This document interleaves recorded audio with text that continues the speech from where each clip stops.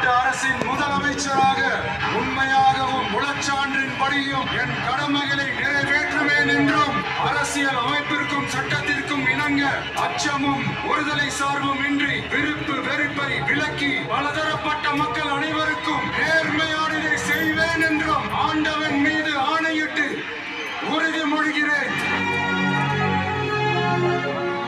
மக்கள் உள்ளமெங்கும் மின்னல் ஒளி வண்ணம் பெறும் விதத்தில் 2 மாதத்திற்கு 500 யூனிட்டுக்குள் பயன்படுத்துவோருக்கு 200 யூனிட் மின்சாரம் இலவசம். பெண்களின் பாதுகாப்பை உறுதிப்படுத்தும் நவீன சிங்கப்பெண் சிறப்பு காவல் படை.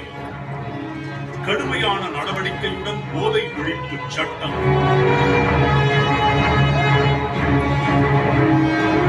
உங்களுடைய ஆட்சி. This is a new beginning. New era starts now. தேர்தல் வாக்குறுதி ஒவ்வொன்றாக நிச்சயம் நிறைவேற்றுவேன் என உறுதியளித்த மறுநாளே பள்ளி, கல்லூரிகள், கோயில்கள், மருத்துவமனைகள் அருகில் இருந்த 717 டாஸ்மாக் மதுபான கடைகளை உடனே மூட முதலமைச்சர் அவர்கள் உத்தரவிட்டார். சொல் வேகத்தை முந்திடும் செயல் வேகம் கொண்ட நம் முதலமைச்சரின் முயற்சிகளால் புத்தொளி வீசும் புதிய தமிழ்நாடு புதிய வரலாறு எழுதிடும்.